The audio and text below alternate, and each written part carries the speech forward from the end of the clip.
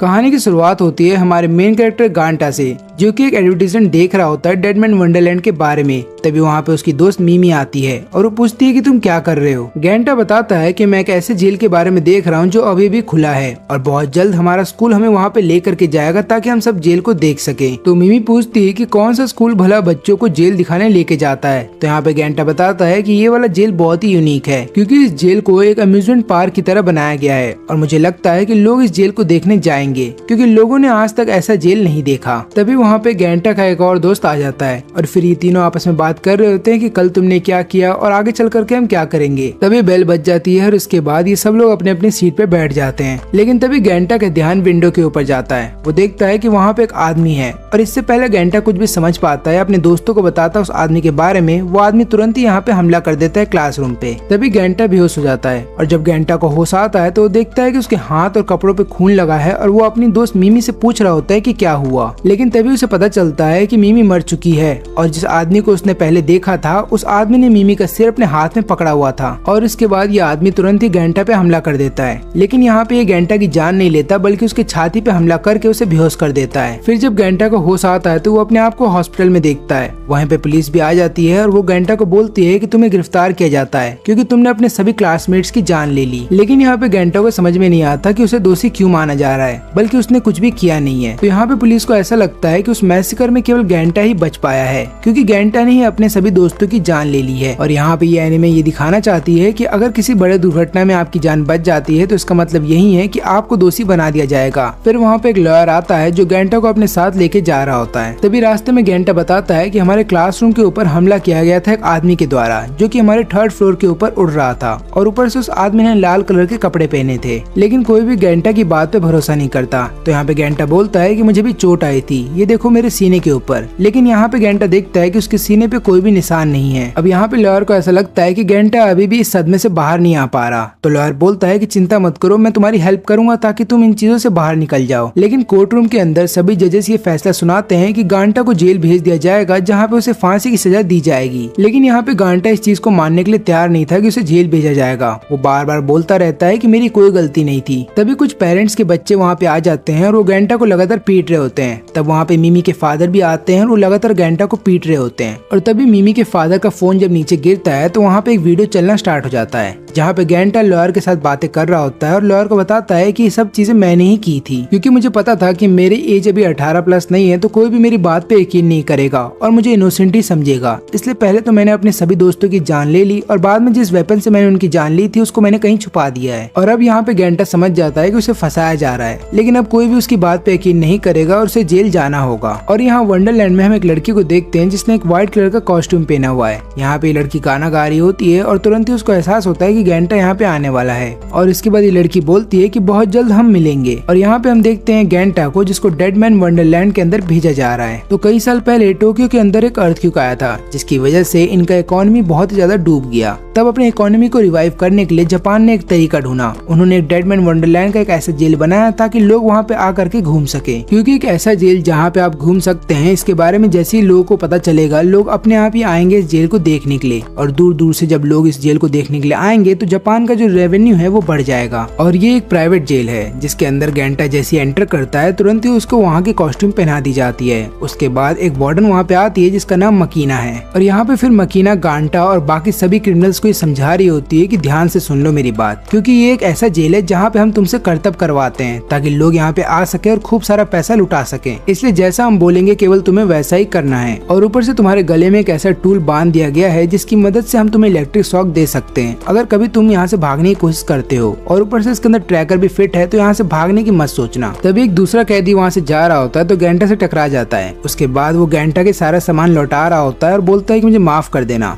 तब यहाँ पे मकीना बोलती है कि तुमने गांटा को जो सामान चुराया है उसे वापस कर दो। फिर कैदी बोलता है कि मुझे नहीं पता तुम क्या बोल रही हो। और तभी मकीना अपनी स्वॉर्ड की मदद से उसके बॉडी के ऊपर एक कट लगा देती है। और उसके बाद मेडिकल टीम को वहाँ पे बुलाया जा रहा होता है ताकि इस कैदी की मदद की जा सके। लेकिन यहाँ पे मकीना उस कैदी के सिर के ऊपर पांव रखते हुए बोलती है कि तुम लोग यहाँ से नहीं भाग सकते और कभी कोशिश भी मत करना। और इसके बाद हम लॉयर को देखते हैं जो कि मकीना से मिलता है। और मकीना से मिलने के बाद वो बोलता है कि हमें गांटा का एग्जीक्यूशन जल्द से जल्द करना होगा। लेकिन यहाँ पे मकीना को समझ में में नहीं आता कि लॉयर इतनी जल्दी क्यों करना चाहता है, क्योंकि गेंटा की मौत तो तय है, अब आज नहीं तो कल उसकी मौत तो होनी है। लेकिन यहाँ पे लॉयर बताता है कि मुझे बस जल्दी काम करना पसंद है। और यहाँ पे हम गांटा को देखते हैं जो कि वंडरलैंड के अंदर काम कर रहा होता है। तब काम के दौरान वो अपने दोस्तों के बारे में सोचता है और फिर अपने दोस्तों के बारे में याद करते हुए उसको ऐसा लगता है कि उसको भी अपने दोस्तों के साथ मर जाना चाहिए था। तभी वो लड़की जिसको हमने थोड़ी देर पहले देखा था वो वहाँ पे गांटा के सामने आ जाती है और बोलती है कि अगर तुम मरना चाहते हो तो मैं तुम्हारी हेल्प कर सकती हूँ। लेकिन जब ये लड़की जैसे ही गांटा के ऊपर हमला करना स्टार्ट कर देती है तो गांटा लगातार अपने आप को बचा रहा होता है। फिर आखिरी में ये लड़की बोलती है कि देखा, तुम मरना नहीं चाहते, केवल तुम बोल रहे हो, लेकिन तुम्हारी बॉडी मरना नहीं चाहती। अब ये बात सुनते ही यहाँ पे गांटा ध्यान से देखने लगता है इस लड़की को और फिर इस लड़की को देखने के बाद गांटा को कहीं ना कहीं अपनी दोस्त मिमी की याद आने लगती है। तो यहाँ पे वो लड़की का नाम पूछता है, लेकिन लड़की अपना नाम नहीं बताती और बोलती है कि तुम और मैं अच्छे दोस्त बन सकते हैं, मुझे पता है तुम्हारा नाम। तो यहाँ पे गांटा सोचने लगता है कि इस लड़की को मेरा नाम कैसे पता। और तभी ये लड़की बोलती है कि मुझे तुम पे विश्वास है कि तुमने अपने दोस्तों की जान नहीं ली होगी। अब ये दोनों आपस में बात कर ही रहे होते हैं कि बाकी कैदी भी वहाँ पे आ जाते हैं। उन लोगों को पता था कि गांटा ने क्या किया है, इसलिए वो लोग डिसाइड करते हैं कि यहाँ पे वो लोग गांटा को सबक सिखाएंगे। लेकिन यहाँ पे ये लड़की लगातार गांटा की प्रोटेक्शन कर रही होती है, लेकिन थोड़ी देर बाद ही एक दूसरा कैदी पीछे से आकर के इस लड़की के सिर पे मारता है, जिसके बाद ये लड़की बेहोश हो जाती है। और इसके बाद फिर गांटा डिसाइड करता है इस लड़की को प्रोटेक्ट करने की। लेकिन यहाँ पे ऐसा लग रहा है कि गांटा खुद अभी मुसीबत में है। और तभी हमें लॉयर का सीन दिखाया जाता है जहाँ पे लॉयर ये बात बताता है कि मुझे पता है कि गांटा बेगुनाह है और गांटा ने किस आदमी को देखा था। अब यहाँ पे गांटा जब लगातार पिट रहा होता है तभी उसके सीने में दर्द होता है। तभी गांटा का ध्यान इस बात पे भी जाता है कि अचानक से बिल्डिंग के ऊपर ब्लास्ट हुआ है और उसकी वजह से ऊपर का जो स्ट्रक्चर है वो नीचे गिर रहा है। अब यहाँ पे गांटा तुरंत ही उस लड़की के पास पहुंच जाता है और फिर डिसाइड करता है कि वो लड़की को बचाएगा। न केवल इतना ही, गांटा यहाँ पे ये भी डिसाइड करता है कि उसे उस आदमी से बदला लेना होगा जिसने उसकी पूरी क्लास की जान ले ली। अब यहाँ पे गांटा का जो सीने में दर्द लगातार हो रहा था वो अचानक से उसकी पावर बन जाती है और उस पावर की मदद से जो स्ट्रक्चर उसके ऊपर गिर रही थी वो उसको तोड़ देता है। अब हम दूसरी तरफ देखते हैं कि वंडरलैंड के अंदर में एक कैदी दूसरे कैदी की जान लेने वाला है और जो कैदी दूसरे कैदी की जान लेने वाला है उसको डेथ पेनल्टी दी गई है। यहाँ पे मकीना भी आ जाती है और लगातार उस कैदी को समझा रही होती है कि तुम्हें ऐसा नहीं करना चाहिए। तब वो कैदी बोलता है कि मुझे वो कैंडी चाहिए। यहाँ पे मकीना बोलती है कि तुम्हारी जिंदगी अब ज्यादा बची नहीं है तो तुम्हें कैंडी दे करके कोई फायदा नहीं है। और तभी उस कैदी का जो कॉलर था वो एक्टिवेट हो जाता है, जिसके बाद उस कैदी की आंख और मुंह से खून निकलने लगता है और उस कैदी की जान चली जाती है। और फिर हमें पता चलता है कि यहाँ पे जितने भी कैदी हैं उन सभी लोगों को एक कैंडी दी जाती है, एक स्पेशल तरह की कैंडी जो केवल यहाँ पे बनाई जाती है और ये कैंडी हर एक कैदी को खानी पड़ेगी। अब यहाँ पे हम गैंटा को देखते हैं जिसकी जान बच जाती है।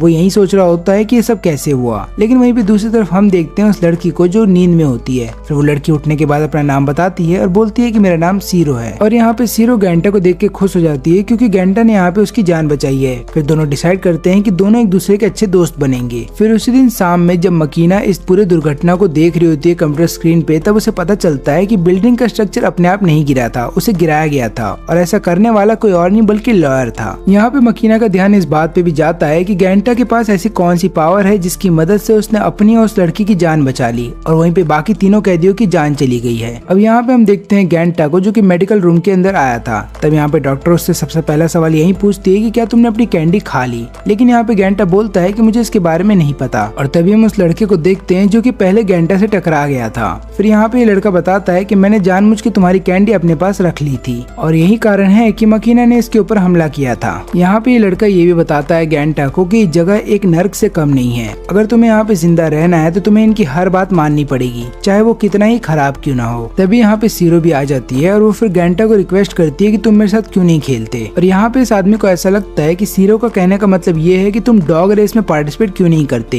ये एक ऐसा रेस है जिसके अंदर सारे कैदी मिलकर के खेलते हैं और इसे ऑर्गेनाइज करवाया जाता है यहाँ के लोगों के द्वारा। और अगर तुम इस रेस में जीत जाते हो तो तुम्हें अच्छे खासे पैसे दिए जाएंगे, लेकिन वो पैसे तुम्हें एक कार्ड के अंदर ट्रांसफर करके दिए जाएंगे जो केवल तुम यहाँ प्रिजन में ही इस्तेमाल कर सकते हो। उन पैसों की मदद से तुम चाहो तो अच्छा खाना खरीद सकते हो अपने लिए और ऊपर से जो भी चीज तुम्हें पसंद है वो ले सकते हो। ना केवल इतना ही बल्कि उन पैसों की मदद से तुम अपनी सजा भी कम करवा सकते हो। अब यहाँ पे गैंटा को बहुत ज्यादा भूख लगी थी तो उसको ऐसा लगता है कि उसको इस रेस में पार्टिसिपेट करना चाहिए और अगर वो जीत जाएगा तो अच्छे पैसों से वो अच्छा खाना खा सकता है। और यहाँ पे सीरो भी लगातार सपोर्ट कर रही थी गैंटा को और बोलती है कि तुम्हें इस रेस में पार्टिसिपेट करना चाहिए। लेकिन रास्ते में ही मकीना मिलती है गैंटा को और वो यहाँ पे गैंटा को बोलती है कि तुम्हें इस रेस में पार्टिसिपेट करने से पहले इनके रूल्स अच्छे से जान लेने चाहिए। अब यहाँ पे ये लड़का तमाकी को कॉल करता है। तमाकी कोई और नहीं बल्कि वही लॉयर है और यहाँ पे वो लॉयर को बताता है कि गांटा इस रेस में पार्टिसिपेट कर रहा है। और यहाँ लॉकर रूम में हम गांटा को देखते हैं जो कि इस रेस के सभी रूल्स को पढ़ रहा होता है। तभी वो लड़का वहाँ पे आता है और बोलता है कि मेरा नाम यू है। और इसके बाद ये दोनों भी आपस में वादा करते हैं कि ये दोनों एक दूसरे के अच्छे दोस्त बनेंगे। लेकिन तभी वहाँ पे कुजू जी आ जाता है। ये एक ऐसा कैदी है जिससे हर कोई कैदी डरता है, क्योंकि यहाँ पे सभी कैदियों को ऐसा लगता है कि अगर ये कैदी पार्टिसिपेट करेगा रेस में तो वो लोग हार जाएंगे, क्योंकि कुजू जी टैक्वांडो में बहुत ही अच्छा है और कोई भी उसके साथ फाइट नहीं करना चाहता। और कुजू जी यहाँ पे इसलिए आ गया था क्योंकि उसने एक लड़की से नंबर मांगा था किसी हीरोइन का, लेकिन उस लड़की ने देने से मना कर दिया। और उसके बाद कुजू जी ने उस लड़की के साथ मारापीटी की, जिसके बाद कुजू जी को इस जेल के अंदर भेज दिया गया।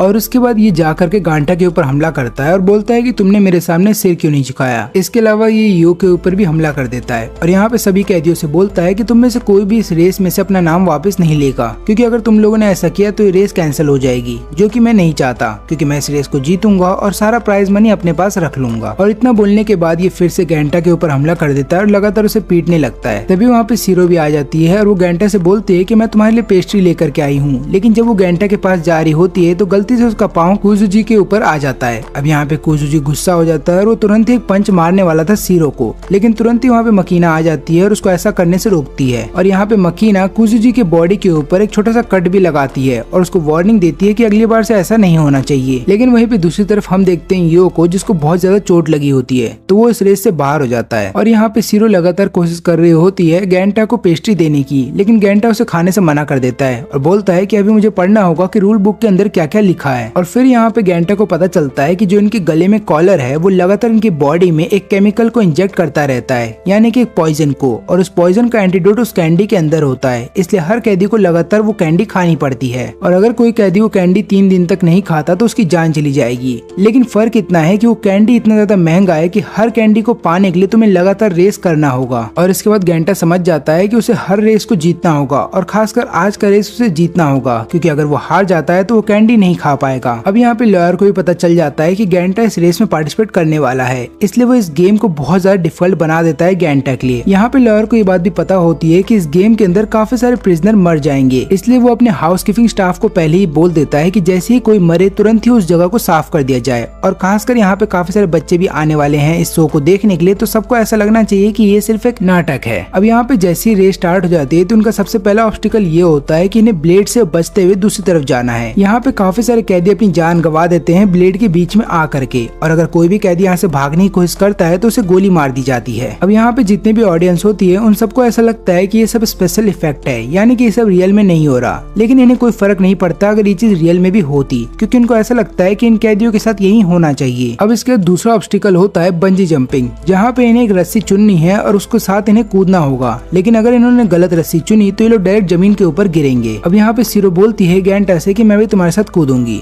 अब यहाँ पे गांटा की किस्मत अच्छी थी कि उसे छोटी रस्सी मिली, जिसकी मदद से वो जमीन से टकराने से बच गया। लेकिन वहीं पे सीरो को बड़ी रस्सी मिली, लेकिन उसके बावजूद भी सीरो ने अपनी जान बचा ली। अब इसके बाद तीसरा राउंड स्टार्ट होता है, जहाँ पे सभी कैदियों को एक स्ट्रेट लाइन में भागते रहना होगा और उनके ऊपर काफी सारे तीर छोड़े जाएंगे। उन्हें तीर से बचते हुए आगे बढ़ते रहना है। लेकिन इस रास्ते में काफी सारे गड्ढे हैं और उन गड्ढे के अंदर अगर कोई भी कैदी गिर जाता है तो उसे बिजली का झटका दिया जाएगा। यहाँ पे कुजू जी अपने ही आदमियों का इस्तेमाल करता है ताकि वो तीरों से बच जाए और आगे बढ़ जाए। अब यहाँ पे हम देखते हैं गांटा को, जो लगातार सीरो की मदद ले रहा होता है आगे बढ़ने के लिए। अब इसका चौथा राउंड स्टार्ट होता है, जहाँ पे रास्ते में इन्हें काफी सारे बैलून दिख रहे हैं और इन बैलून के ऊपर कूदते हुए उन्हें आगे तक जाना है। लेकिन अगर किसी भी गलत बैलून के ऊपर कूदा गया तो तुम सीधा एसिड से भरे हुए पानी के अंदर गिर जाओगे। लेकिन यहाँ पे गांटा इस राउंड को भी पार कर लेता है, क्योंकि वो लगातार सीरो की मदद ले रहा है और यहाँ पे सीरो भी लगातार गांटा की मदद कर रही होती है। अब यहाँ पे सीरो गांटा को एक और बात ये बताती है कि कभी भी रूल को फॉलो मत करना, क्योंकि अगर तुम रूल के अकॉर्डिंग चलोगे तो तुम मार दिए जाओगे और तुम्हारे मरने से यहाँ पे किसी को कोई फर्क नहीं पड़ेगा। इसलिए खुद का रूल बनाओ और देखो तुम्हारे सामने कैसी सिचुएशन है। और इसके बाद गांटा लगातार सीरो की मदद लेता रहता है और यहाँ पे सीरो भी लगातार गांटा की मदद कर रही होती है और इसकी मदद से ये लोग काफी सारे ऑब्स्टिकल को पार करके फाइनल राउंड तक पहुंच जाते हैं। और फाइनल राउंड में गांटा और कुजू जी का मुकाबला होने वाला है। यहाँ पे कुजू जी बोलता है कि मुझे नहीं लगा था कि तुम यहाँ तक पहुँच पाओगे, लेकिन अगर तुम यहाँ तक पहुँचे हो तो इसका मतलब ये है कि तुम भी बहुत ताकतवर हो। तो इस वाले राउंड में एक बॉल उछाली जाएगी और दोनों कैंडिडेट कोशिश करेंगे कि वो बॉल उनके हाथ में आ जाए। उसके बाद उन कैंडिडेट को अपने पास बॉल ले करके लगातार दौड़ते रहना होगा, क्योंकि जो फ्लोर है वो लगातार टूटता रहेगा और आखिरी में जो भी बचेगा कैंडिडेट वही इस गेम को जीतेगा। अब यहाँ पे गेंटा के पास बॉल होती है और वो लगातार इधर उधर दौड़ रहा होता है। अब यहाँ पे काफी सारे फ्लोर नीचे गिर जाते हैं, लेकिन दोनों ही आखिरी में एक फ्लोर के ऊपर आ जाते हैं। और यहाँ पे कुजुजी लगातार चिढ़ा रहा होता है, या फिर आप बोल सकते हैं उसको टॉन्ट मारता है कि तुमने अपने ही दोस्तों की जान ले ली, तुम एक मास मर्डरर हो। लेकिन यहाँ पे गेंटा को गुस्सा आ जाता है और वो बॉल उसके चेहरे पे मारता है और फिर बोलता है कि मैंने अपने दोस्तों की जान नहीं ली, मैं कोई मास मर्डरर नहीं हूँ और अगर तुम्हें मेरे साथ लड़ाई करना है तो मैं इसके लिए तैयार हूँ। अब यहाँ पे बॉल सीरो के हाथ में होती है और फिर हम देखते हैं कि गेंटा लगातार इधर उधर दौड़ रहा होता है ताकि वो कुजुजी को बीच में लेकर के आ जाए और यहाँ पे कुजुजी के पास कोई रास्ता ना बचे नीचे गिरने के सिवाय। तभी सीरो नीचे गिर रही होती है और यहाँ पे कुजुजी देखता है कि उसके सामने जितने भी फ्लोर हैं वो भी अब नीचे गिरने वाले हैं। अब यहाँ पे कुजुजी डिसाइड करता है कि वो तुरंत ही सेफ्टी तक जाएगा, लेकिन यहाँ पे वो ऐसा नहीं कर पाता और नीचे गिरने की वजह से उसकी मौत हो जाती है। अब यहाँ पे हम सीरो को देखते हैं जो गिरने से पहले बॉल गेंटा की तरफ फेंक देती है ताकि गेंटा ये मैच को जीत जाए। लेकिन यहाँ पे गेंटा देखता है कि उसे पहले जीतना है या फिर अपने दोस्त को बचाना है और गेंटा डिसाइड करता है कि वो सीरो की जान बचाएगा। अब यहाँ पे रेस तो खत्म हो जाती है, लेकिन इनमें से कोई भी विनर नहीं बनता, जिसके बाद ऑडियंस को बहुत गुस्सा आता है कि हमें कोई भी विनर देखने को नहीं मिला। लेकिन यहाँ पे गेंटा ने अपना एक मौका खो दिया कैंडी खरीदने का। लेकिन यहाँ पे गेंटा को कोई अफसोस नहीं होता क्योंकि गेंटा को इस बात की खुशी है कि उसने अपने दोस्त की जान बचा ली। अब यहाँ पे हम देखते हैं लॉयर तमाकी को जो काफी सारे लोगों के बीच में बैठा होता है। ये सारे वो लोग हैं जो कि इस प्रिजन को फंडिंग देते रहते हैं। ये लोग बोलते हैं कि तुमने ऐसा क्यों किया, क्योंकि उस डॉग रेस की वजह से काफी सारे प्रिजनर्स की जान चली गई। देखा जाए तो तुमने मास मर्डर किया है काफी सारे लोगों का, वो भी पब्लिक के सामने। यहाँ पे लॉयर बोलता है कि तुम लोग मुझे कुछ नहीं बोल सकते और चुपचाप फंडिंग देते रहना, क्योंकि ये वही जगह है जहाँ पे मैंने उस मास्क वाले आदमी को बंदी बना के रखा है। अब यहाँ पे गेंटा सीरो के साथ पेस्ट्री खा रहा होता है, लेकिन यहाँ पे गेंटा ये भी सोचता है कि आज उसकी मौत हो जाएगी क्योंकि आज तीसरा दिन है और अब तक उसने एक भी कैंडी नहीं खाया। अब यहाँ पे हम देखते हैं कि बाकी सारे कैदी उसी डॉग रेस के बारे में बात कर रहे होते हैं और वो लोग बोलते हैं कि अच्छा वो हमने उसमें पार्टिसिपेट नहीं किया, नहीं तो हमारी भी जान चली जाती। अब यहाँ पे हम फिर से गेंटा को देखते हैं जो कि अपने सेल के अंदर बैठा हुआ लगातार लिख रहा होता है। वो लिखने की कोशिश कर रहा होता है मिमी के फादर को कि मुझे माफ कर देना और मेरी गलती नहीं थी, मैंने आपकी बेटी की जान नहीं ली। और गेंटा ये लेटर इसलिए लिख रहा होता है क्योंकि उसको ऐसा लगता है कि आज उसकी जान चली जाएगी और अपने आखिरी समय में भी गेंटा सबसे माफी मांगना चाहता है। तभी वहाँ पे यो भी आ जाता है और वो गेंटा को बताता है कि हम दोनों को एक ही सेल दिया गया है। और यहाँ पे यो बोलता है कि ये लो तुम्हारी कैंडी जो मैंने तुमसे चुरा ली थी। लेकिन यहाँ पे यो कैंडी देने से पहले ये बात भी बोलता है गेंटा को कि तुम्हें वादा करना होगा कि अगली बार अगर मुझे तुम्हारी कोई भी जरूरत पड़ेगी तो तुम वैसा ही करोगे जैसा मैं चाहता हूँ। लेकिन यहाँ पे यो ये भी सोचता है कि गेंटा इतना स्पेशल क्यों है, क्योंकि तमाकी लगातार यहाँ पे नजर बना के रखना चाहता है गेंटा के ऊपर और ऐसा करने के लिए उसने यो को चुना है और उसने यो को काफी सारी स्पेशल परमिशन भी दे के रखी है ताकि वो गेंटा के ऊपर लगातार नजर रखे। तभी तमाकी को एक कॉल आता है जिसके बाद वो पैनिक करने लगता है क्योंकि उसे पता ये चलता है कि रेड मास्क वाला जो आदमी है जिसको इन लोगों ने बंदी बना के रखा था वो इनकी सिक्योरिटी को तोड़ करके यहाँ से भाग चुका है। अब यहाँ पे हम फिर से यो और गेंटा को देखते हैं जो कि आपस में बात भी करते हैं और लगातार काफी चीजें खा रहे होते हैं और हर बार खाने का जो पैसा है वो यो की तरफ से दिया जाता। इसके बाद गेंटा लगातार शुक्रिया कर रहा होता है यो का और बोलता है कि मेरे पास पैसे नहीं है लेकिन तुम मुझे खिला रहे हो, तुम्हारा शुक्रिया।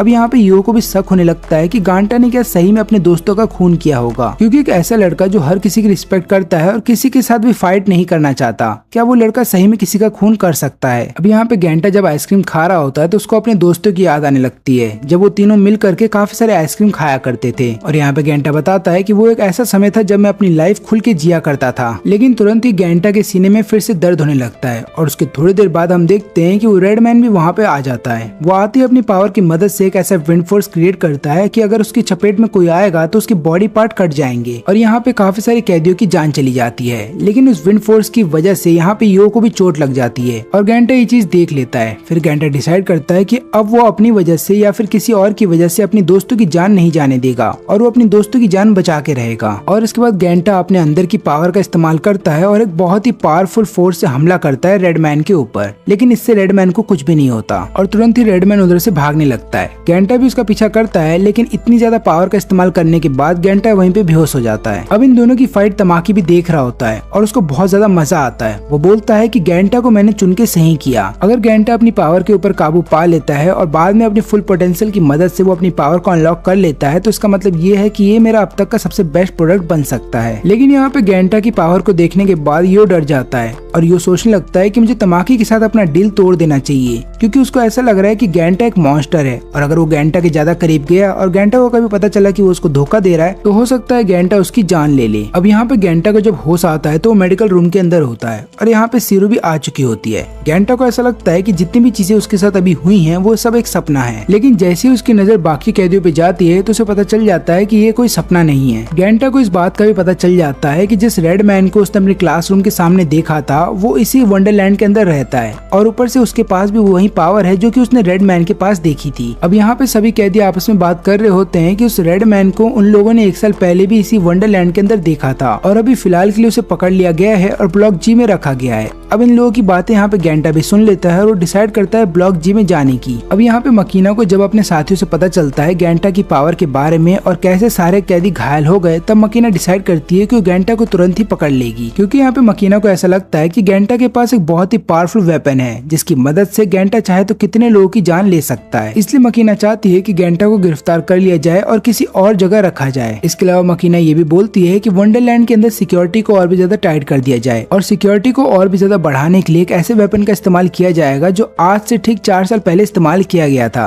एक बहुत ही बड़े क्रिमिनल को रोकने के लिए। और इसके अलावा उस क्रिमिनल को रोकने के लिए टोटल 24 गार्ड्स ने अपनी जान गंवा दी। इसके बाद मकीना एक अनाउंसमेंट करती है जहाँ पे वो सभी कैदियों को बोलती है कि तुम्हें अपने सेल के अंदर वापस जाना होगा और गेंटा को बोलती है कि तुम तुरंत ही आकर के मुझे रिपोर्ट करोगे और अगर तुम ऐसा नहीं करते हो तो मुझे अपनी फोर्स का इस्तेमाल करना होगा। अब यहाँ पे तमाकी लगातार यो को बोल रहा होता है कि तुम्हें गेंटा के ऊपर और भी ज्यादा कड़ी नजर रखनी होगी, लेकिन यो ऐसा करने से मना कर देता है। वो बोलता है कि मैं एक मॉन्स्टर के ऊपर नजर नहीं रखूंगा, लेकिन तुरंत ही तमाकी उसे लालच देता है पैसों का और यो फिर मान जाता है। यहाँ पे गेंटा को भी पता चल जाता है कि उसे पकड़ा जाने वाला है, इसलिए वो लगातार सीरो के साथ भाग रहा होता है ताकि वो किसी तरीके से ब्लॉक जी तक जा सके। तभी रास्ते में उसको यो मिलता है और वो यो को सारी बात बता देता है। तब यो बोलता है कि तुम ब्लॉक जी तक जा ही नहीं सकते क्योंकि ब्लॉक जी एग्जिस्ट नहीं करता, तुम खुद देख सकते हो। लेकिन यहाँ पे सीरो बोलती है कि नहीं ऐसा नहीं है, मैंने ब्लॉक जी देखा है और मैं तुम दोनों को वहाँ तक लेके जा सकती हूँ। लेकिन तभी वहाँ पे एक रोबोट आ जाता है जो तुरंत ही गेंटा को आइडेंटिफाई कर लेता है और वो गेंटा के ऊपर हमला करने ही वाला होता है कि उतने देर में यहाँ पे सीरो जो है एक वेंट को ओपन करती है और तीनों उसके अंदर चले जाते हैं। तीनों नीचे पहुँच तो जाते हैं लेकिन रोबोट भी लगातार उनका पीछा कर रहा होता है और यहाँ पे रोबोट का जो प्राइमरी टारगेट है वो गेंटा है, इसलिए वो लगातार गेंटा पे ही हमला कर रहा होता है। लेकिन तुरंत ही पीछे से यो हमला करता है रोबोट के ऊपर और रोबोट का एक स्विच निकाल लेता है जिसकी वजह से रोबोट केवल कुछ ही देर के लिए बंद रहेगा और इतनी देर में ये लोग पहुंच जाते हैं ब्लॉक जी तक। लेकिन इससे पहले ये लोग ब्लॉक जी के अंदर जाते हैं, वहाँ पे रोबोट फिर से अपनी पावर गेन कर लेता है और इनके पीछे पड़ जाता है। अब यहाँ पे मकीना भी हैरान थी जब उसे पता चलता है ब्लॉक जी के बारे में और वो सोचती है कि मैं इतने सालों से यहाँ पे काम कर रही हूँ लेकिन मुझे इसके बारे में किसी ने कुछ नहीं बताया। अब यहाँ पे हम देखते हैं कि रोबोट लगातार गेंटा के ऊपर हमला कर रहा है और यहाँ पे गेंटा सोचता है कि मेरी वजह से यो की जान भी खतरे में पड़ गई है, लेकिन तुरंत ही सीरो एक पंच मारती है रोबोट को और वहाँ से दूर फेंक देती है और फिर गुस्से में बोलती है कि क्या तुम मुझे अपना दोस्त नहीं समझते। लेकिन इतनी देर में रोबोट फिर से खड़ा हो जाता है और यहाँ पे अब गेंटा डिसाइड करता है कि उसे अपनी पावर का इस्तेमाल करना होगा, तभी वो अपने दोस्तों को बचा पाएगा। लेकिन गेंटा चाहे कितनी भी कोशिश कर ले वो अपनी पावर का इस्तेमाल नहीं कर पा रहा था और उसको ऐसा लग रहा था कि शायद वो अपनी पावर को समझ नहीं कर पाएगा और वो अपने दोस्तों को खो देगा। लेकिन तुरंत ही वहाँ पे एक ऐसा आदमी आता है जो कि आते ही वहाँ पे रोबोट को बीच में से काट देता है और इस आदमी के पास भी सेम वैसी ही पावर है जो कि हमने गेंटा के पास देखी है और यही वो क्रिमिनल है जिसको रोकने के लिए 4 साल पहले इसी रोबोट का इस्तेमाल किया गया था। अब यहाँ पे गेंटा को ऐसा लगता है कि यही वो आदमी है जिसने कि मेरे सभी दोस्तों की जान ले ली थी, इसलिए गेंटा तुरंत ही उससे फाइट करने के लिए चला जाता है। फिर उसके बाद ये क्रिमिनल अपने हाथों में कट लगाता है और अपने ब्लड का इस्तेमाल करता है यहाँ पे गेंटा से लड़ने के लिए और वो गेंटा की बॉडी पे काफी सारे कट लगा देता है। गेंटा भी चीज देख करके हैरान था कि ये आदमी अपने ब्लड का इस्तेमाल कर रहा है वेपन्स को बनाने के लिए। वहीं पे दूसरी तरफ तमाकी को भी पता चल जाता है इन दोनों की फाइट के बारे में और वो वहाँ पे सिक्योरिटी को भेजने लगता है। यहाँ पे क्रिमिनल गेंटा को बोलता है कि हम दोनों की फाइट कल होने वाली है, लेकिन अगर तुम चाहते हो कि तुम मुझसे अभी फाइट करो तो मैं तुम्हारे साथ फाइट करने के लिए तैयार हूँ। तभी गेंटा एक आयरन रॉड की मदद से लगातार हमला करने की कोशिश कर रहा होता है इस क्रिमिनल के ऊपर, लेकिन वो ऐसा कर नहीं पाता। बाद में वो क्रिमिनल उसके आयरन रॉड के छोटे छोटे टुकड़े कर देता है और बोलता है कि तुम बहुत ही वीक हो और इतना बोल करके ये क्रिमिनल यहाँ से जाने लगता है। लेकिन फिर यहाँ पे गेंटा को इस बात का एहसास होता है कि अगर उसे भी अपनी पावर का इस्तेमाल करना है तो उसे अपने खून का इस्तेमाल करना होगा। अब यहाँ पे गेंटा धीरे धीरे समझ रहा होता है कि उसे अपनी पावर का कैसे इस्तेमाल करना है। फिर उसके बाद वो अपने हाथ पे कट लगाता है और अपने खून की मदद से गोली बनाता है और उस गोली से हमला कर देता है उस क्रिमिनल के ऊपर। ये क्रिमिनल अपने वेपन से उसकी गोली को रोक तो लेता है, लेकिन उसकी गोली बहुत ज्यादा पावरफुल थी, इतनी पावरफुल तो थी कि उसके वेपन को तोड़ देती है और सीधा क्रिमिनल के सीने में लगता है। यहाँ पे क्रिमिनल को ज्यादा कुछ तो होता नहीं, लेकिन वो क्रिमिनल बोलता है कि मुझे तुमसे फाइट करने में मजा आने वाला है, क्योंकि ऐसा लग रहा है कि तुम अपनी पावर को धीरे धीरे अब जान रहे हो। और इतना बोलने के बाद ये क्रिमिनल जोरों से हंसने लगता है। तब यहाँ पे गेंटा समझ जाता है कि ये वो आदमी नहीं है जिसको वो ढूंढ रहा था, क्योंकि जिस आदमी ने गेंटा के क्लास में हमला किया था और ये आदमी जो अभी हंस रहा है, उन दोनों की हंसी में बहुत ज्यादा फर्क है। फिर गेंटा इस क्रिमिनल से पूछता है कि मुझे इस पावर के बारे में और भी ज्यादा बातें जाननी है,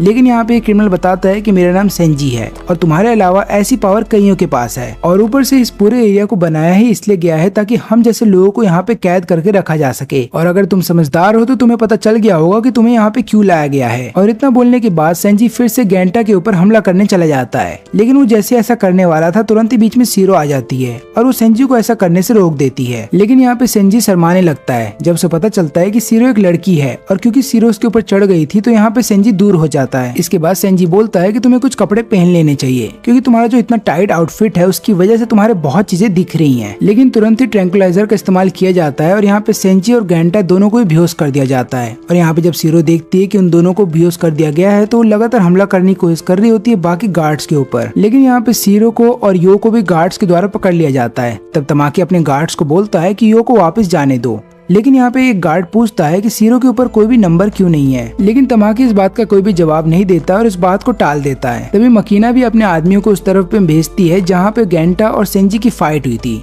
लेकिन यहाँ पे मकीना को पता चलता है कि ना तो वहाँ पे कोई रोबोट है और ना ही यहाँ पे फाइट के कोई भी सबूत है, जिसके बाद मकीना समझ जाती है कि जरूर तमाकी ने सारे सबूत मिटा दिए हैं। लेकिन यहाँ पे मकीना ये सोच रही होती है कि तमाकी ने ऐसा क्यों किया। अब यो और सीरो को जब दूसरे सेल में लेके जाया जा रहा होता है तब यहाँ पे यो पूछता है कि ब्लॉक जी को छुपा करके क्यों रखा गया था। तब यहाँ पे गार्ड बताते हैं कि ब्लॉक जी के अंदर हम ऐसे प्रिजनर्स को रखते हैं जिनके अंदर ब्लड कंट्रोल करने की पावर है, और हमें नहीं पता कि उनकी पावर कितनी ज्यादा है और वो क्या कर सकते हैं, और किसी को उनसे खतरा ना हो इसलिए हमने उन्हें छुपा के रखा था। इसके बाद दोनों को ही एक जगह पे भेज दिया जाता है और बोला जाता है कि अपने अपने सेल में वापस चले जाओ। लेकिन यहाँ पे सीरो डिसाइड करती है कि वो गेंटा को खुद ही ढूंढ लेगी, लेकिन ये जो गार्ड्स होते हैं ये यो के सारे पैसे अपने पास रख लेते हैं और बोलते हैं कि जो डैमेज तुम लोगों ने किया है उसकी इससे भरपाई हो जाएगी। अब यहाँ पे गेंटा की जब आँख खुलती है तो वो अपने आप को एक टेबल पे पाता है, एक एक्सपेरिमेंट टेबल के ऊपर। तभी उसका लॉयर यानी कि तमाकी वहाँ पे आता है और उसको सारी सच्चाई बताता है। वो बोलता है कि मुझे पता है कि तुमने अपने दोस्तों का खून नहीं किया था और मैंने ही तुम्हें इस केस के अंदर फंसा दिया था ताकि तुम इस प्रिजन के अंदर आ सको। मैंने ऐसा इसलिए किया था ताकि मैं तुम्हारी पावर का इस्तेमाल कर सकूं। गेंटा को बहुत गुस्सा भी आता है, लेकिन वो तमाकी के सामने कुछ कर नहीं सकता क्योंकि तमाकी उसे बिजली के झटके देता है, जिसकी वजह से गेंटा कमजोर पड़ जाता है। और फिर तमाकी बताता है कि कल तुम्हें सेंजी के साथ फाइट करना होगा और ब्लॉक जी के अंदर हम यही करते हैं, हम लोग स्पेशल पावर के लोगों को एक दूसरे के साथ फाइट करवाते हैं और यहाँ पे काफी सारे एक्सपेरिमेंट भी किए जाते हैं। अगर तुम अपना मैच जीत जाते हो तो तुम्हें डॉग रेस से भी ज्यादा पैसे दिए जाएंगे। इसके अलावा मैं खुद तुम्हें काफी सारे एंटीडोट भी दूंगा, लेकिन अगर तुम काफी सारे मैच को लगातार जीतते गए तो मैं तुम्हें उस आदमी से मिलाऊंगा जिसकी तुम्हें तलाश है, यानी कि उस रेड मैन की जिसने तुम्हारे सभी दोस्तों की जान ली थी। वो रेड मैन हमारा सबसे पावरफुल क्रिमिनल है। इसके अलावा उसी ने उस पावर को सबसे पहले पोजेस किया था जो आज तुम्हारे पास है। सारी बातें सुन लेने के बाद गेंटा बोलता है कि मैं उस आदमी को और तुम्हारी जान ले लूंगा, लेकिन यहाँ पे तमाकी बोलता है कि तुम्हें कल के मैच की तैयारी करनी चाहिए। इसके बाद गेंटा को एक वीडियो दिखाया जाता है जहाँ पे वीडियो में बताया जाता है कि एक अजीब टाइप का पैरासाइट था जिसकी वजह से लोग इन्फेक्ट हो रहे थे और लोगों के अंदर ये ब्लड टाइप का पावर आ जाता था, और हम चाहते थे कि जिन लोगों के पास ये पावर है वो लोग इस पावर को अपने लिमिट तक लेकर के जाएं। इसलिए इस टूर्नामेंट को ऑर्गेनाइज करवाया गया, वो भी वंडरलैंड के अंडरग्राउंड एरिया में। लेकिन इस वीडियो के अंदर काफी सारे लोगों का खून हो रहा था और लगातार खून देखते हुए यहाँ पे गेंटा रो रहा था, लेकिन गेंटा अपनी आंख बंद नहीं कर सकता और उसको लगातार ये वीडियो देखना ही होगा। और आखिरी में तमाकी यहाँ पे गेंटा को एक वार्निंग देता है कि अगर तुम जीते तो तुम्हें खूब सारा पैसा दिया जाएगा, लेकिन याद रखना अगर तुम हार गए तो तुम्हारी मौत हो जाएगी। लेकिन तुम चिंता मत करना, तुम्हारी मौत के बाद भी तुम्हारी बॉडी हमारे बहुत काम आने वाली है। अब यहाँ पे मकीना डायरेक्टर के पास जा रही होती है। डायरेक्टर वो आदमी है जो कि पूरे वंडरलैंड को कंट्रोल करता है, लेकिन गेट पे ही उसको रोक दिया जाता है और उसको बताया जाता है कि डायरेक्टर अभी नहीं है और अगर तुमने जबरदस्ती उनके ऑफिस में घुसने की कोशिश की तो हमें तुम्हारी जान लेनी होगी। और फिर मकीना वहाँ से चली जाती है। अब यहाँ पे हम देखते हैं कि गेंटा और सेंजी की फाइट होने वाली है, लेकिन हर किसी को ऐसा लगता है कि ये फाइट अनफेयर है क्योंकि यहाँ पे गेंटा को अपनी पावर का इस्तेमाल करना नहीं आता और वहीं पे सेंजी इसमें माहिर है। इसके बाद सेंजी अपने वेपन का इस्तेमाल करता है लड़ने के लिए, तो वहीं पे गेंटा तुरंत ही अपने हाथ में से खून निकालता है और एक पेड़ पे चढ़ जाता है। इसके बाद वो अपने खून की मदद से काफी सारे बुलेट्स को बनाता है और लगातार सेंजी के ऊपर हमला करता है, लेकिन सेंजी दोनों ही बुलेट्स को बीच में से काट देता है और बच जाता है। अब यहाँ पे गेंटा के पास कोई और चॉइस नहीं होता, लेकिन उसको बहुत ही बड़ा बुलेट इस्तेमाल करना पड़ेगा सेंजी सेंजी के खिलाफ, लेकिन सेंजी उसको भी रोक देता है। अब यहाँ पे हम देखते हैं कि गेंटा की तबीयत खराब होने लगती है क्योंकि बुलेट बनाने के लिए उसने काफी सारे ब्लड का इस्तेमाल कर लिया है। अब यहाँ पे गेंटा को लगातार चक्कर आ रहे होते हैं। तुरंत ही सांजी अपने ब्लेड का इस्तेमाल करता है और पेड़ को काट देता है। वो ऐसा इसलिए कर पाता है क्योंकि उसने अपने ब्लेड को और भी ज्यादा बड़ा कर दिया था और पेड़ के कट जाने की वजह से गेंटा अब इधर उधर भाग नहीं सकता और कहीं पे छुप भी नहीं सकता। अब यहाँ पे सेंजी फिर लगातार गेंटा के ऊपर हमला करने लगता है। वहीं पे दूसरी तरफ नर्स बोलती है कि अगर हमें गेंटा की पावर के बारे में पता करना है कि उसको ये पावर कैसे मिली तो हमें उसकी बॉडी को डायसेक्ट करना होगा। तो यहाँ पे तमाकी बोलता है कि ठीक है, तुम ऐसा कर सकते हो। अब यहाँ पे गेंटा बहुत ज्यादा घायल हो जाता है और जब वो घायल होता है तब उसे बचपन की कुछ बातें याद आ रही होती है और उन्हीं बचपन की यादों में वो सीरो को देखता है जहाँ पे लगातार वो सीरो से हर बार हार जाया करता था। अब यहाँ पे सेंजी डिसाइड करता है कि वो गेंटा की जान नहीं लेगा, लेकिन गेंटा उसका पीछा नहीं छोड़ता। वो बोलता है कि मैं फाइट करूंगा और आखिरी दम तक करूंगा। अब यहाँ पे सेंजी भी तैयार हो जाता है फाइट के लिए, लेकिन सेंजी को पता होता है कि गेंटा ऑलरेडी अपनी पावर के लिमिट पे है, यानी कि वो अपनी पावर का ज्यादा इस्तेमाल नहीं कर पाएगा और वो थक जाएगा। लेकिन यहाँ पे गेंटा अपने बुलेट की मदद से तुरंत ही एक सामान के ऊपर हमला करता है जो ऊपर लटक रहा था। अब वो सामान जब नीचे गिर रहा होता है तो सेंजी का ध्यान उस तरफ चला जाता है और सेंजी फिर उसको बीच में से काट देता है। लेकिन यहाँ पे गेंटा को एक मौका मिल जाता है सेंजी के करीब जाने का और उसके करीब जाते ही उसके पुराने वाले घाव पे हमला करता है और उसके सीने पे हमला करके उसे अपने से दूर फेंक देता है। अब यहाँ पे हम देखते हैं यो और सीरो को। यहाँ पे यो एक आदमी से बोल रहा होता है कि मुझे इन्फॉर्मेशन ला करके दो कि हम ब्लॉक जी तक कैसे जा सकते हैं, कोई और रास्ता। और वो आदमी बोलता है कि ठीक है, मेरे पास एक रास्ता तो है, लेकिन उसके लिए मुझे पैसे चाहिए। फिर यहाँ पे यो उसको खूब सारा पैसा दे करके उस रास्ते का पता लगा लेता है। लेकिन जब वो लोग रास्ते पे जा रहे होते हैं तब यहाँ पे यो बोलता है सीरो को कि तुम्हें शांत रहना होगा और सबसे पहले हमें एक प्लान बनाना पड़ेगा क्योंकि वहाँ पे काफी सारे गार्ड्स हैं। अब हमें दूसरी तरफ ये बात पता चलती है कि गेंटा जो है वो फाइट जीत चुका है और सेंजी ने अपनी हार मान ली।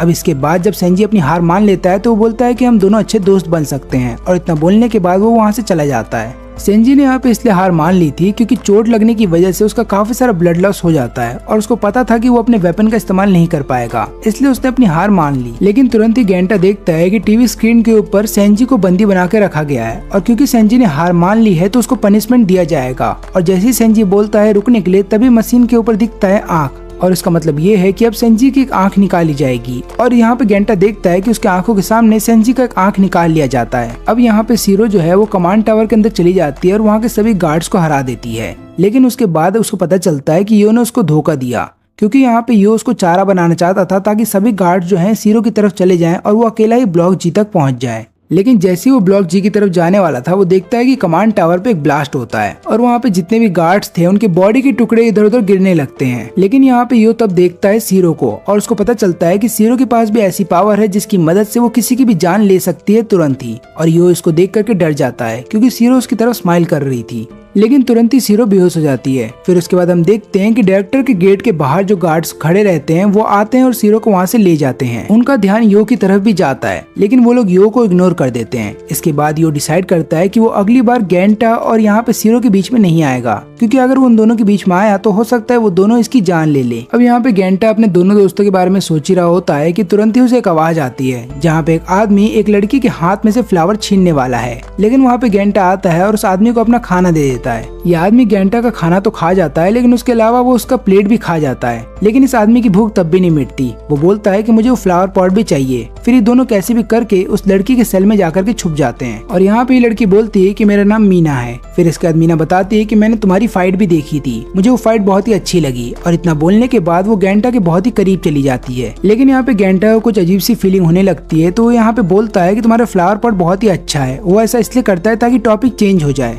इसके बाद यहाँ पे मीना अपनी इंजरीज को दिखा रही होती है और बोलती है कि मेरे फादर मुझे लगातार पीटा करते थे और एक दिन जब वो मुझे पीट रहे थे तब मेरी पावर अचानक से एक्टिवेट हो गई जिसकी वजह से मैंने अपनी फादर की जान ले ली और उसके बाद मेरे को दोषी करार दे दिया गया जिसके बाद मैं इस प्रिजन के अंदर आ गई। लेकिन मेरे भाई को अभी भी ऐसा लगता है कि मैं इनोसेंट हूँ और वो कोशिश कर रहा है मुझे इस जेल से बाहर निकालने की। मीना यहाँ पे ये भी बताती है कि मुझे ये फाइटिंग नहीं करनी और जब वो बोल रही होती है तभी अचानक से उसका कपड़ा गिरने वाला था और फिर दोनों ही एक दूसरे के अपोजिट देखने लगते हैं क्योंकि दोनों को शर्म आने लगती है। फिर इसके बाद गेंटा बोलता है कि क्यों ना हम यहाँ से भाग चलें और ऊपर से मैं तुम्हें फोर्स भी नहीं करूंगा ताकि तुम अपनी पावर का इस्तेमाल करो क्योंकि मुझे पता है कि तुम्हें अपनी पावर का इस्तेमाल करना अच्छा नहीं लगता। ये दोनों यहाँ से भाग ही रहे होते हैं कि तुरंत ही कुछ पाइप्स आकर के गिरने वाले होते हैं इन दोनों के ऊपर। लेकिन यहाँ पे गेंटा मीना की तो जान बचा लेता है लेकिन खुद इसमें घायल हो जाता है। तभी वहाँ पे काफी सारे गार्ड्स आ जाते हैं और वो दोनों डिसाइड करते हैं कि इन दोनों को अलग अलग सेल में रख दिया जाए। इसके अलावा गार्ड्स ये भी बता देते हैं इन दोनों को कि अगली फाइट अब तुम दोनों के बीच में होने वाली है। अब यहाँ पे तमाकी जो है डायरेक्टर के पास जाता है और बोलता है कि हमें इन फाइट्स को रोक देना चाहिए क्योंकि इनका कोई मतलब नहीं है। तो डायरेक्टर बोलता है कि मुझे पता है कि तुम ऐसा बोल तो रहे हो, लेकिन तुम भी इन फाइट्स को देखना चाहते हो। अब वो दिन आ जाता है जब इन दोनों को आपस में फाइट करना होगा।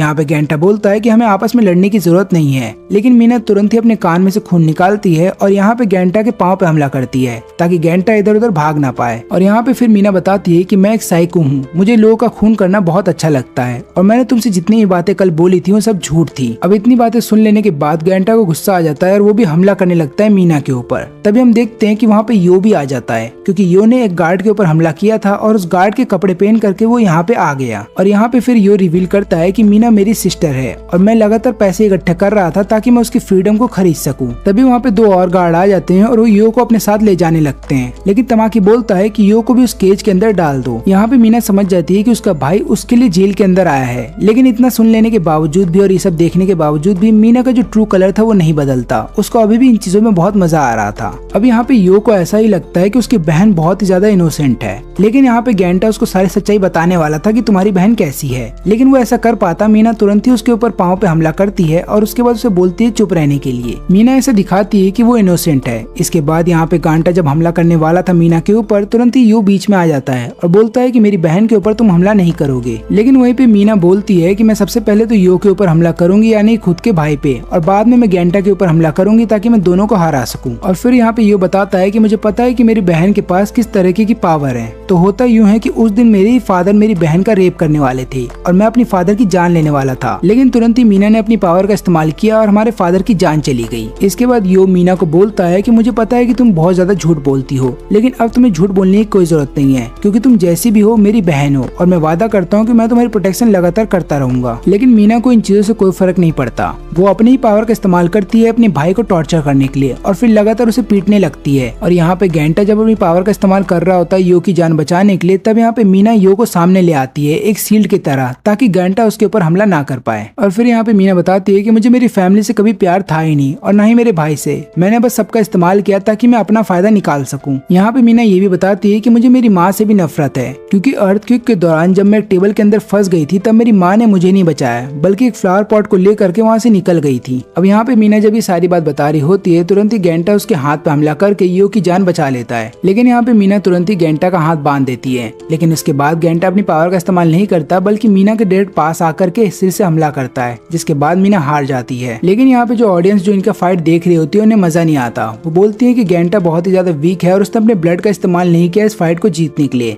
तब यहाँ पे गेंटा मिडिल फिंगर दिखाते हुए बोलता है कि मेरी मर्जी में अपने पावर का कैसे भी इस्तेमाल करूँ, मुझे जीतने से मतलब है। यहाँ पे सेंजी भी देख रहा होता है गेंटा को और उसको भी देख करके बहुत मजा आ रहा होता है। यहाँ पे जो डायरेक्टर होते हैं उन्हें भी बहुत मजा आता है गेंटा की फाइट को देखने के बाद। वो फिर सीरो को उठाते हैं और बोलते हैं कि अब वक्त आ गया है कि तुम्हें मेरे ड्रीम को रियलिटी में बदलना होगा। और यहाँ पे डायरेक्टर सीरो को बोलते हैं कुछ खाने के लिए, लेकिन सीरो ऐसा नहीं करती और सीरो को ऐसा देख के लग रहा है कि वो पहली वाली सीरो नहीं रही, वो बिल्कुल ही बदल गई है। और इसके बाद फिर डायरेक्टर अपनी पावर का इस्तेमाल करने लगता है ताकि उस सीरो पे लगातार हमला करने लगे। अब हम देखते हैं यहाँ पे गेंटा को जो देखने आया होता है कि मीना कैसी है, लेकिन तुरंत ही पूरा एरिया हिलने लगता है। और यहाँ पे जब मीना की आंख खुलती है तो वो देखती है कि उसके ऊपर काफी सारे कैबिनेट गिरने वाले हैं। तब मीना को एक फ्लैशबैक आता है जहाँ पे उसकी माँ जब उसे छोड़ के जा रही थी तब उसका भाई वहाँ पे आया था उसकी जान बचाने के लिए, और इस बार भी उसके भाई ने ही उसकी जान बचा ली। लेकिन मीना की जान बचाने के चक्कर में यहाँ पे यो जो है वो इंजर्ड हो जाता है, लेकिन तब भी मीना के ऊपर वो गुस्सा नहीं होता। लेकिन यहाँ पे मीना को ऐसा लगता है कि यो उससे झूठ बोल रहा है। तभी यो बोलता है कि अगर फिर से हमारे ऊपर इन्वेस्टिगेशन की जाती है कि किसने हमारे फादर की जान ली थी तो मैं अपने ऊपर सारा ब्लेम ले लूंगा। लेकिन मीना ऐसा करने से मना करती है। वो बोलती है कि मैंने ही अपने फादर की जान ली थी और ये बात सच है। यहाँ पे गेंटा को भी लगातार सीरो की याद आने लगती है और वो देखता है कि उसकी पुरानी मेमोरीज में वो लगातार सीरो को ही देख रहा है। उसको ऐसा लगने लगता है कि कहीं ना कहीं वो सीरो के साथ बचपन में खेल चुका है और उससे पहले भी मिला है। लेकिन हम यहाँ पे देखते हैं सीरो को जिसने डायरेक्टर को हरा दिया। हमें एक और बात पता चलती है कि सीरो वही रेड मैन है जिसने की गांटा के स्कूल के ऊपर हमला किया था और वहाँ के सभी बच्चों की जान ले ली थी। अब इसके बाद गेंटा जब इधर उधर घूमने लगता है तो वो देखता है सेंजी को और वो सेंजी से माफी मांगता है। बोलता है कि तुम्हारी आंख के लिए मुझे माफ कर देना। लेकिन सेंजी बोलता है कि तुम माफी क्यों मांग रहे हो,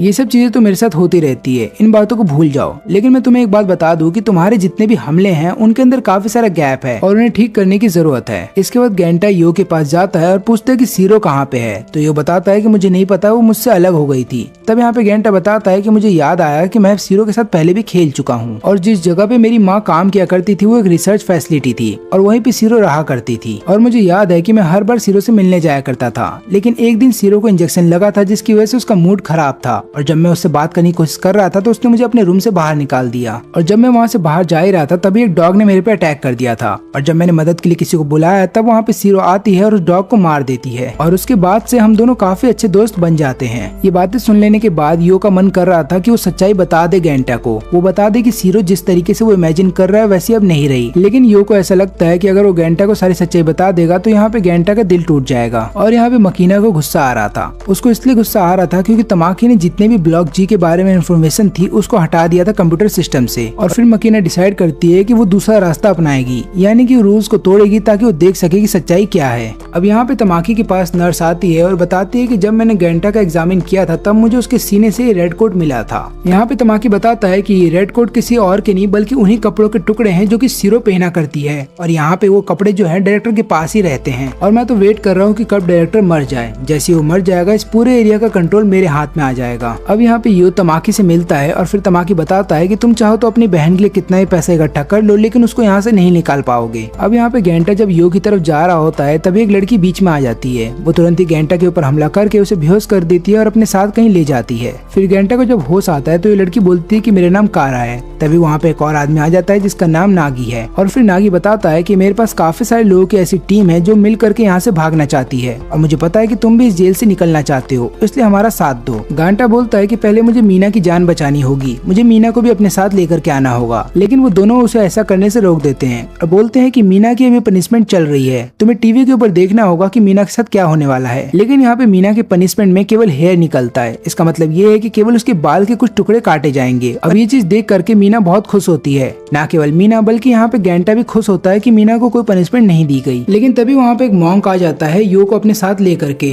और वो मॉन्क आते ही इन पे हमला करने लगता है। गेंटा जाता है उस मॉन्क के ऊपर हमला करने के लिए, लेकिन वो मॉन्क तुरंत ही गेंटा को पीछे धकेल देता है। इसके बाद मॉन्क एक म्यूजिकल इंस्ट्रूमेंट निकालता है जिसको ये अपने हथियार में बदल देता है और फिर गेंटा को बोलता है कि मैं प्रे करूंगा कि तुम्हारी सोल को हेवन दिया जाए। लेकिन तुरंत ही वहाँ पे सीरो आ जाती है और इस मॉन्क के हथियार को तोड़ देती है और फिर वो वहाँ पे गेंटा से बोलती है कि देखो तुम्हारी सुपर हीरो आ गई। और यहाँ पे सीरो को देख लेने के बाद मॉन्क डिसाइड करता है कि वो यहाँ से चला जाएगा। गेंटा इसके बाद ग्रुप के बाकी मेंबर से मिलता है और सब लोग बहुत खुश थे कि गेंटा उनकी मदद करेगा यहाँ से बाहर निकलने में। अब यहाँ पे जो नागी है वो सीरो को कुछ खाने के लिए देता है। तभी एक आदमी सीरो से पूछता है कि तुम ब्लॉक जी में क्या कर रही थी जबकि तुम्हारे पास तो कोई स्पेशल पावर नहीं है। तो यहाँ पे सीरो बताती है कि मैं शुरू से ही ब्लॉक जी में रहती हूँ। यहाँ पे मकीना बताती है कि कुछ इंस्पेक्टर आएंगे इस जगह को इन्वेस्टिगेट करने के लिए, यानी कि एक इंस्पेक्शन के लिए वो लोग आने वाले हैं और किसी तरीके से अगर मैं उनके सामने सारी सच्चाई रख दूं तो हो सकता है जो दोषी हैं उन्हें सजा दी जाएगी। यहाँ पे नागी भी अपने सभी लोगों को बोल रहा होता है कि जब इंस्पेक्टर यहाँ पे आएंगे तब हो सकता है तमाकी उनसे सच्चाई छुपाने की कोशिश करेगा, लेकिन उसी समय हमें हमला कर देना है और चारों तरफ ऐसा दिखाना है कि यहाँ पे कुछ भी सही नहीं हो रहा है। लेकिन हम लोगों को रोकने के लिए तमाकी कुछ लोगों को भेजेगा जिनके पास भी स्पेशल पावर होंगी। और यहाँ पे तमाकी को पता चल जाता है कि डायरेक्टर की मौत हो चुकी है और वो इस बात से बहुत खुश होता है क्योंकि अब सारी पावर उसके हाथ में आ जाएगी। यहाँ पे गेंटा जाता है सेंजी के पास और उसको सारी बात बताता है नागी और उसके ग्रुप के बारे में।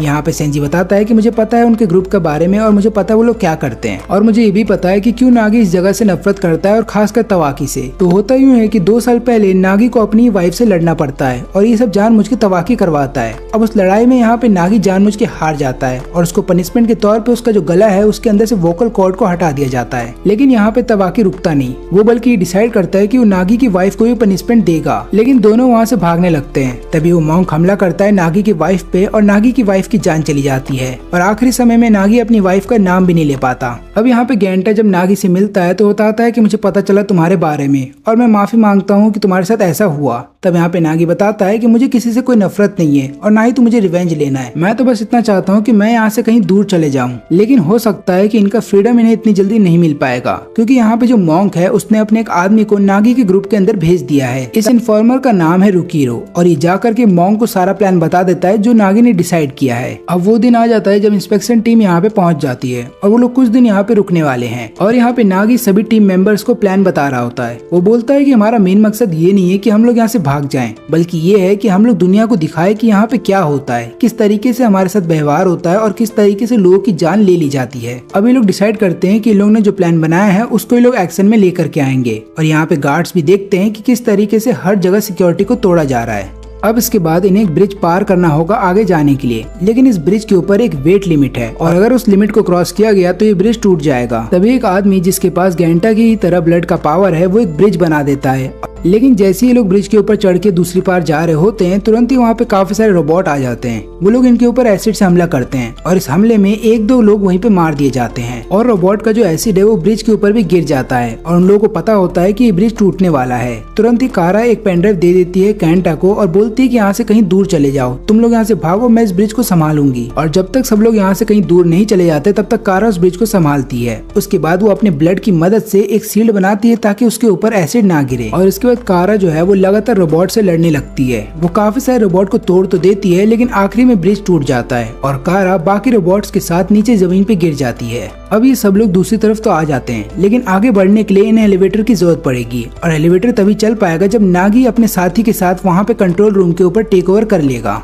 लेकिन यहाँ पे नागी को पता चल जाता है कि रुकिरो ने उन्हें धोखा दिया है और यहाँ पे रुकिरो बताता है कि मैं तुम्हारे साथ नहीं बल्कि दूसरी टीम के साथ मिलकर के काम कर रहा हूँ। वहाँ पे एक और लड़की आ जाती है जो कि नागी पे हमला करने वाली थी। तब नागी अपनी पावर का इस्तेमाल करता भी है, लेकिन नागी की पावर उसके सामने कुछ नहीं थी। तब यहाँ पे नागी डिसाइड करता है कि अगर उसका प्लान फेल हो जाता है तो उसे क्या करना है और यहाँ पे फिर नागी अपनी पूरी पावर का इस्तेमाल करता है, लेकिन उसकी पावर इस लड़की के सामने कुछ भी नहीं थी और वो लड़की लगातार नागी को घायल कर देती है। यहाँ पे नागी समझ जाता है कि उसे कैसे भी करके उस लीवर को खींचना होगा, तभी जाके लिफ्ट काम करेगी। लेकिन ये लड़की नागी को वहाँ तक जाने ही नहीं देती और उसके बाद ये लड़की अपने हथियार की मदद से नागी की स्किन को काटने लगती है और इससे नागी को बहुत दर्द होता है। लेकिन हमें ये बात पता चलती है कि नागी यहाँ पे हमला नहीं करता उस लड़की के ऊपर जानलेवा। उसको ऐसा लगता है कि ये लड़की अभी बच्ची है और ऐसा करने से हो सकता है वो इस बच्ची की जान ले लेगा, लेकिन ये लड़की नहीं रुकती। वो नागी का एक हाथ काट देती है। इसके बाद नागी अपने कटे हुए हाथ को उस लड़की की तरफ फेंक देता है, जिससे कि ये थोड़ी देर के लिए डिस्ट्रैक्ट हो जाती है और तुरंत ही नागी चला जाता है रुकिरो के पास और उसको एक ही बार में हरा करके वो तुरंत ही लीवर को नीचे खींच देता है।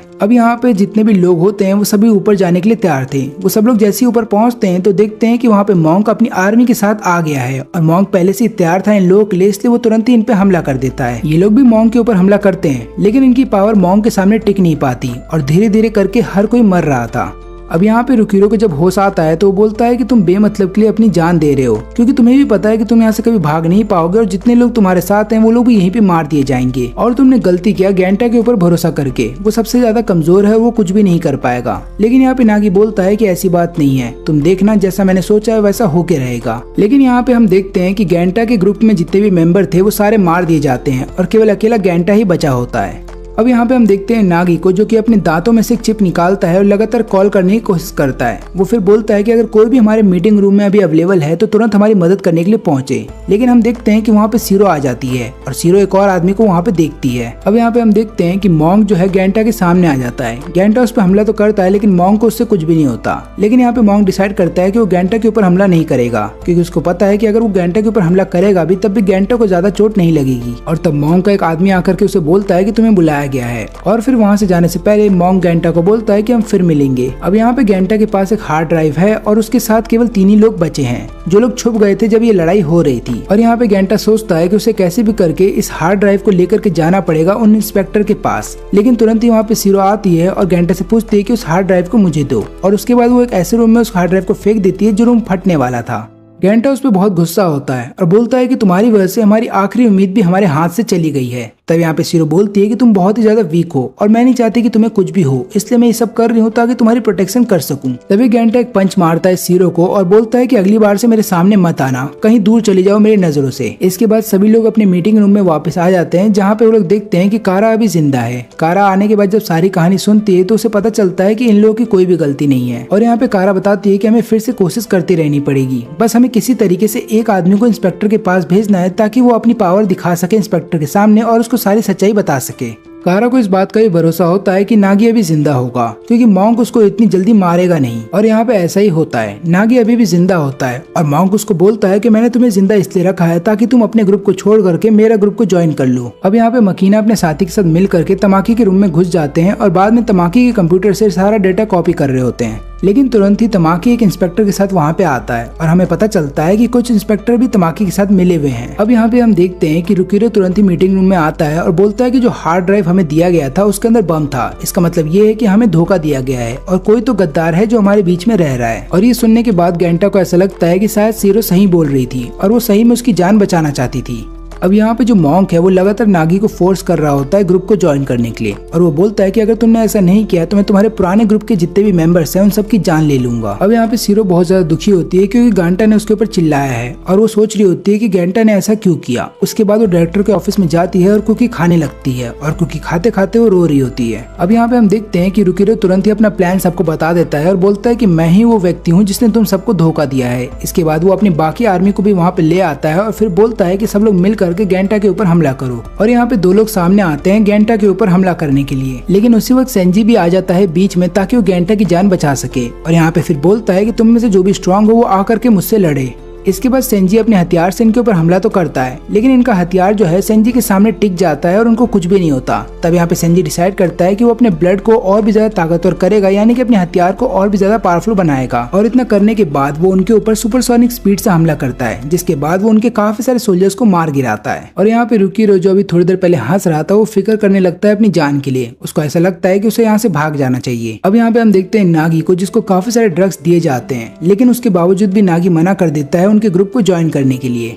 अब यहाँ पे मॉन्क बोलता है कि मुझे तुम्हारी वो वाली पावर देखनी है जो तुमने 2 साल पहले मुझे दिखाया था, जब तुम्हारी वाइफ के मरने के बाद तुम इतने ज्यादा गुस्से में आ गए थे कि तुम्हारी पावर बहुत ज्यादा बढ़ गई थी और उस पावर के बढ़ जाने के बाद तुमने मेरे 22 लोगों की जान ले ली थी और मैं छुप के एक कोने में बैठ गया था। और अगर तुम ऐसा कर पाते हो जैसा मैं चाहता हूँ तो मैं तुम्हें अपने ग्रुप में ले लूंगा। अब यहाँ पे ये लोग सेंजी को बोलते हैं ग्रुप को ज्वाइन करने के लिए, लेकिन सेंजी ऐसा करने से मना कर देता है। वो बोलता है कि बाहर की दुनिया और यहाँ की दुनिया में ज्यादा फर्क नहीं है, वहाँ के लोग भी हमें वैसा ही ट्रीट करेंगे जैसा हमें यहाँ पे ट्रीट किया जाता है, बस फर्क इतना है कि यहाँ पे तुम अपने ट्रू आइडेंटिटी के साथ रह सकते हो। और इतना बोलने के बाद सेंजी वहाँ से चला जाता है। फिर गांटा भी जब वहाँ से जा रहा होता है तो वो सोचता है कि वो बहुत ही कमजोर है और उसकी वजह से ये ग्रुप हार गया। ऊपर से वो ये भी सोचता है कि उसने सीरो को गलत समझा। और उसके बाद ये सेंजी से मिलता है और बोलता है कि मुझे ट्रेनिंग चाहिए ताकि मैं अपनी पावर को कंट्रोल कर सकूं। अब यहाँ पे ये लोग एक और प्लान बनाते हैं और डिसाइड करते हैं कि गांटा को इस बार अपने प्लान में शामिल नहीं किया जाएगा क्योंकि गांटा अच्छे से लड़ नहीं सकता। और इसके बाद कैरा उन कपड़ों को पहन लेती है जो कि उसके दूसरे टीम के मेंबर्स के सोल्जर्स ने पहन रखा था। अब ये दोनों जब आपस में ट्रेनिंग कर रहे होते हैं तब यहाँ पे अचानक से वो आदमी आ जाता है जो सीरो से पहले मिला था।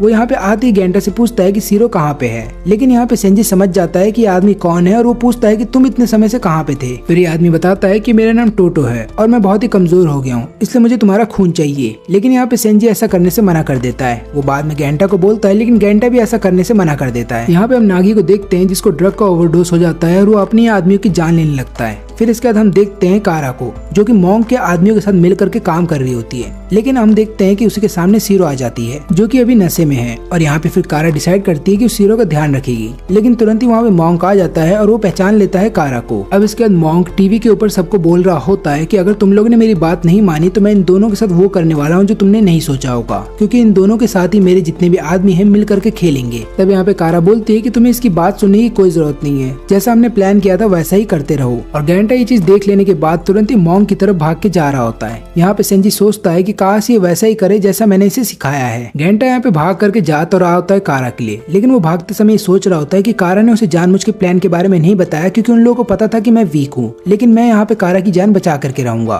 लेकिन तुरंत ही काफी सारे सोल्जर्स आ जाते हैं जो कि गांटा को पकड़ लेते हैं, लेकिन तभी वहाँ पे मीना आ जाती है गांटा की जान बचाने के लिए। फिर उसके बाद मीना बोलती है कि तुम्हारी जान बचा दी है मैंने, अब तुम्हें जो करना है करो, लेकिन याद रखना कि मैं तुम्हारे प्लान में शामिल नहीं होने वाली क्योंकि मुझे अपने भाई की भी जान बचानी है। अब यहाँ पे गांटा जैसे ही मॉन्क के रूम में आता है तो वो किसी एक की ही जान बचा सकता है क्योंकि उसके पास इतना ब्लड नहीं है और ना ही उसके पास इतनी ताकत है, तो वो सबसे पहले सीरो को बचाता है। इसके बाद सीरो फिर यहाँ पे जा रही होती है गांटा के पास, लेकिन तभी एक छोटी सी लड़की अपने हथियार की मदद से सीरो को दूर फेंक देती है। इसके बाद मॉन्क कारा को जानबूझ के नेगी के पास जाने देता है। तब वो जा रही होती है नागी के पास, लेकिन वो देखती है कि नागी अब अपने होश में नहीं है। और यहाँ पे नागी बोलता है कि तुमने मुझसे झूठ बोला, तुम लगातार मुझे बोलती रही कि मेरा एक बच्चा है बाहरी दुनिया में, लेकिन ऐसा नहीं है। इन लोगों ने मेरी बीवी के साथ मेरे बच्चे की भी जान ले ली थी और अब मैं पूरी दुनिया को अपने दर्द का एहसास करवाऊंगा। इसके बाद नागी की पावर और भी ज्यादा बढ़ जाती है और वहाँ पे जितने भी सोल्जर्स होते हैं उन सबको वो खत्म कर देता है। लेकिन मॉन्क को इससे कोई फर्क नहीं पड़ता क्योंकि मॉन्क यही वाली पावर देखना चाहता था। इसके बाद नागी सीधा सीरो के ऊपर हमला करता है, लेकिन बीच में ही गेंटा आ जाता है और यहाँ पे गेंटा लगातार पिट रहा होता है। गेंटा लगातार पिटता है, कई बार नीचे भी गिर जाता है, लेकिन वो फिर भी सीरो के सामने से नहीं हटता और बोलता है कि मैं तुम्हारी लगातार प्रोटेक्शन करता रहूंगा।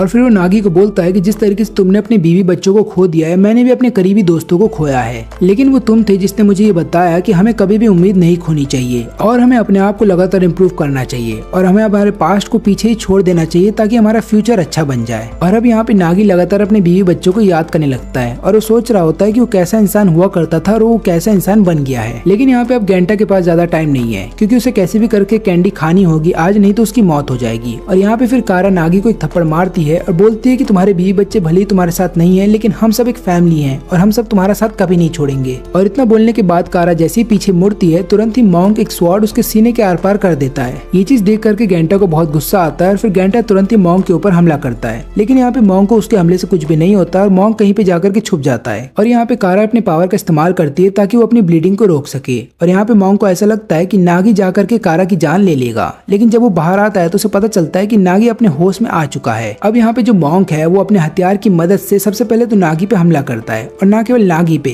बल्कि वो अपने खुद के आदमियों पे भी हमला करता है और उन सबकी जान ले लेता है। इसके बाद हमें मॉन्क का पास दिखाया जाता है। जब वो बचपन में छोटा था तब उसके पास एक बिल्ली हुआ करती थी, लेकिन 3 लोग हमेशा उसके पास आया करते थे और उसका गलत फायदा उठाते थे और ऊपर से उसे लगातार पीटा करते थे। और तभी से ये डिसाइड कर लेता है कि जितने भी लोग गलत काम करते हैं उन लोगों को जिंदा नहीं छोड़ना चाहिए और उन लोगों की तुरंत ही जान ले लेनी चाहिए। अब जिस दिन अर्थक्वेक आता है उस दिन इसका टेम्पल टूट जाता है और उसकी बिल्ली भी मर जाती है। फिर उसके बाद ये उन तीनों आदमियों की जान ले लेता है और इस टेम्पल से कहीं दूर चला जाता है। अब यहाँ पे हम उसी छोटी बच्ची को देखते हैं जो कि कहीं जा रही होती है। तभी उसके सामने टोटो आ जाता है और टोटो फिर सेंजी के हथियार का इस्तेमाल करता है इस छोटी सी बच्ची की जान लेने के लिए। लेकिन अब जो सबसे बड़ी मुसीबत है वो गेंटा के सामने आने वाली है, क्योंकि गेंटा के शरीर में धीरे धीरे जहर बढ़ता जा रहा है और अगर उसे इसका एंटीडोट नहीं दिया गया तो वो मर जाएगा। लेकिन तभी सीरो उसके सामने आ जाती है और फिर यहाँ पे गेंटा भी उठ के खड़ा हो जाता है। फिर दोनों एक दूसरे का हाथ पकड़ते हैं और हम देखते हैं कि उनकी पूरी बॉडी पे अजीब टाइप के सिंबल्स बन जाते हैं और फिर दोनों एक साथ मिल करके मॉन्क के ऊपर हमला करते हैं। और यहाँ पे नेगी जो है वो मॉन्क को रोके रखता है ताकि मॉन्क इस हमले को डॉज ना कर ले। यहाँ पे मॉन्क मरने से पहले बोलता है कि तुम्हारा शुक्रिया, क्योंकि मैं यही चाहता था। मैं चाहता था कि कोई मेरी जान ले ले, क्योंकि मुझे पता है कि मैंने भी जिंदगी में बहुत बुरे कर्म किए हैं और मैं चाहता था कि उनकी सजा मुझे दी जाए। क्योंकि यहाँ पे मॉन्क का ऐसा मानना था कि मैं तब तक बुरे कर्म करूंगा और लोगों की जान लेता रहूंगा जब तक कोई आकर के मुझे नहीं मार देता। लेकिन नागी ने क्योंकि मॉन्क को लगातार पकड़े रखा था तो हमले के चपेट में वो भी आ जाता है और हमले की वजह से उसकी भी जान जा रही होती है। और वो फिर मरने से पहले गेंटा को कैंडी दे जाता है और बोलता है कि इस कैंडी की अब मुझे कोई जरूरत नहीं है। अब यहाँ पे नागी की जान चली जाती है। फिर नागी जब मर जाता है तब गेंटा सीधा जाता है सीरो के पास और बोलता है कि मुझे माफ कर देना कि मैंने तुम पे भरोसा नहीं किया। अब इसके बाद गेंटा जब कैंडी खा रहा होता है तो उसे कैंडी का स्वाद पसंद नहीं आता। उसे लगता है कि कैंडी कड़वी है। ऐसा नहीं था कि कैंडी मीठी नहीं है, बस फर्क इतना है कि वो कैंडी उसको तब मिली है जब उसने अपनी हर एक चीज को गवा दिया। अब इसके बाद हम देखते हैं यहाँ पे तमाकी को,